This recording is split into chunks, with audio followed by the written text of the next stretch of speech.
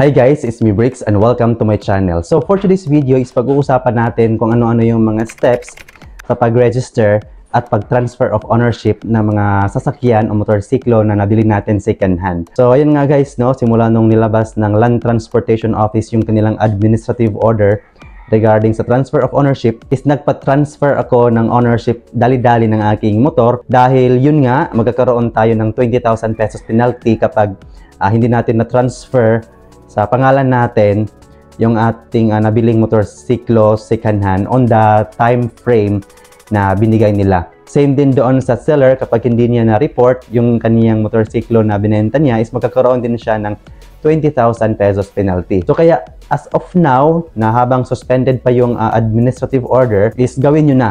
Mag-transfer of ownership na kayo para iwas penalty. Kasi suspended lang naman yung administrative order and I think magiging batas talaga yan kasi suspended lang naman, hindi siya totally cancel. So now, dito muna tayo sa mga requirements, no? Kung ano yung mga kailangan ninyo. So una is yung original ORCR ng motorsiklo o ng sasakyan. And then next is the deed of sale. And then ID ng seller na may 3 signature at ID mo rin na may 3 signature. So sa mga magtatanong kung ilang ID yung kailangan, so in my case, so isang ID lang yung hiningi sa akin. But I don't know sa ibang HPG offices kung dalawang ID ba yung hihingi nila. So kung meron kayong dalawang ID doon sa seller at dalawa rin sa'yo, sa buyer, is dalhin nyo na lahat to make it sure. Then lahat ng mga requirements mo is i-photocopy mo ng 3 pieces each. So ngayon naman, punta na tayo sa steps kung ano-ano yung mga gagawin para ma-register and ma-transfer of ownership yung mga nabili nating sasakyan is, una, pumunta muna ako ng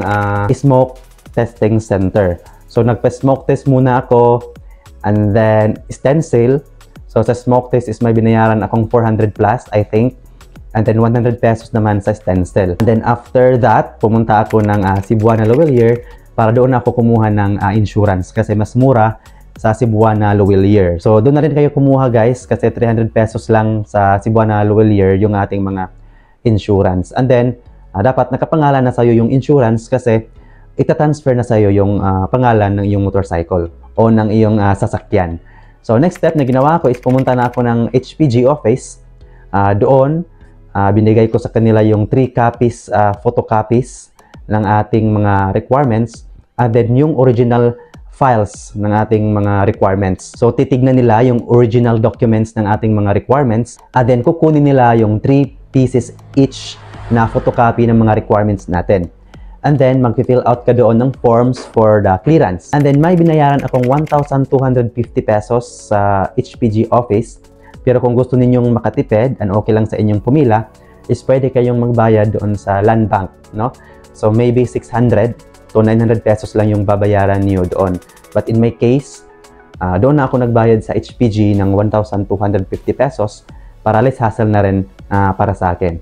And then kung doon kayo magbabayad sa land bank, after nyong magbayad is bumalik kayo sa HPG for additional instruction. So after kong mag-fill out ng form doon sa HPG, after kong magbayad, so next step is pinapunta nila ako sa crime laboratory. So doon sa crime laboratory, ibibigay mo yung resibo ng binayaran mong clearance doon and then yung gagawin lang ng taga-crime laboratory doon sa motor mo is i-stencil lang nila. So wala na silang ibang gagawin. So hindi na nila i-check yung ilaw, yung busina at yung iba pa. So stencil lang talaga yung gagawin doon. So next step, after doon sa crime laboratory, may ibibigay sa inyong papel and then babalik ka ulit sa HPG office and then ibibigay mo yung papel na galing sa crime laboratory. So doon sa HPG office, doon na yung time na ibibigay na sa inyo yung clearance. But before mo makuha yung clearance ng HPG, is kailangan nyo munang mag-picture, no, together with your vehicle. So for the last step is pumunta na kayo ng LTO and dalhin nyo lahat ng mga requirements na kailangan doon, which is the original ORCR, the original deed of sale, yung ID ng seller na may 3 signature, at yung ID mo as a buyer na may 3 signature, yung clearance ng HPG, yung result ng smoke test, ng stencil, at saka yung iyong insurance. So, 8 documents yung dadalhin mo doon sa LTO para sa last step, no, for the transfer of ownership at register sa iyong motorsiklo. And bumili ka na rin ng brown envelope kasi doon ilalagay yung mga requirements mo lahat. And then mag-proceed ka na sa payment. Then after the payment is ipiprint na yung bagong ORCR na nakapangalan na sa'yo. I forgot lang sa exact amount na binayaran ko, but as far as I remember, nasa 2,000 to 2,500 lahat-lahat yung nabayaran ko. So ayun lang yung mga steps na kailangan ninyong gawin para sa register at saka sa transfer of ownership ng ating mga motorsiklo. So, kaya habang may panahon pa, is i-transfer nyo na yung mga sasakyan ninyo sa pangalan ninyo ngayon para wala na kayong iisipin pa pagdating ng araw. So, yun lang guys, is me Bricks. Thank you for watching. Bye!